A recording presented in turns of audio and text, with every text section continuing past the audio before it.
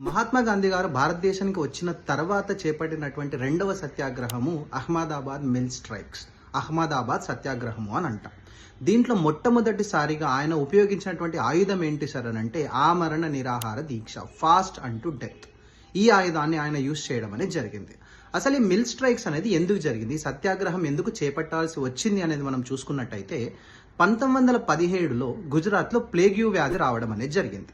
So ప్లేగ్యూ వ్యాధి వచ్చింది అని అంటే ఆబ్వియస్గా ఏమవుతుంది అని అంటే ఆ మిల్స్లో పనిచేస్తున్నటువంటి లేబర్స్ అందరూ కూడా మిల్స్ని వదిలేసి, పనిని వదిలేసి వాళ్ళ ఊరికి మైగ్రేట్ అవ్వడం స్టార్ట్ చేశారు.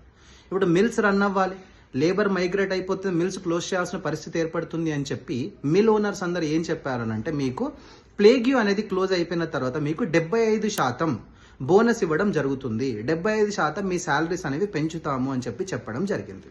సో అందరూ కూడా పనిచేశారు, డే అండ్ నైట్ వర్క్ చేశారు, లేబర్స్ అందరూ కూడా మంచి ప్రాఫిట్స్ వస్తున్నాయి మిల్స్కి.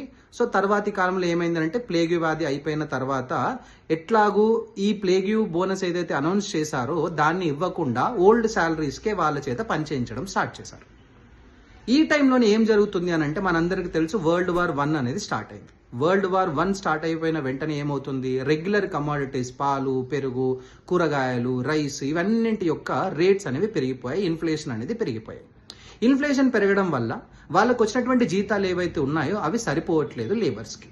సో వాళ్ళు ఏం చేస్తారంటే ఓకే మీరు ఎలాగూ ప్లేగ్యూ బోనస్ అన్నారో అది ఇవ్వట్లేదు కాబట్టి అట్లీస్ట్ ఒక 50% డియర్నెస్ అలవెన్స్ అనేది మాకు ఇవ్వండి అని చెప్పడం జరుగుతుంది.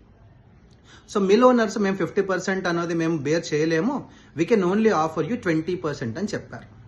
అంటే మిల్ ఓనర్స్ 50%కి యాక్సెప్ట్ చేయట్లేదు, లేబర్స్ 20%కి యాక్సెప్ట్ చేయట్లేదు. ఇదే సమయంలో అనసూయ సారాభాయ్ అనే ఒక సోషల్ వర్కర్, ఆవిడ గుజరాత్లో ఉన్నటువంటి ఒక మిల్ ఓనర్ యొక్క సోదరి కూడా, ఆయన పేరు అంబాలాల్ సారాభాయ్. ఆవిడ గాంధీ తాత దగ్గరికి రావడం అనేది జరుగుతుంది.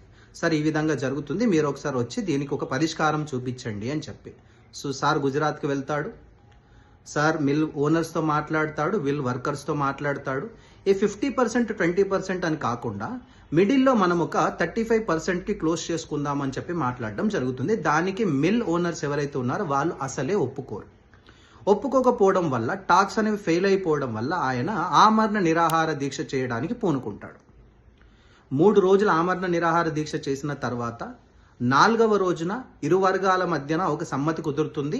దాని ద్వారా ఏంటంటే ఒక ట్రైబ్యునల్ని ఏర్పాటు చేద్దాము, ఆ ట్రైబ్యునల్ ఎంత పర్సెంటేజ్ చెప్తే అంతకి మనం వెళ్ళిపోదామని అనుకుంటారు. సో ట్రైబ్యునల్ని ఏర్పాటు చేస్తారు.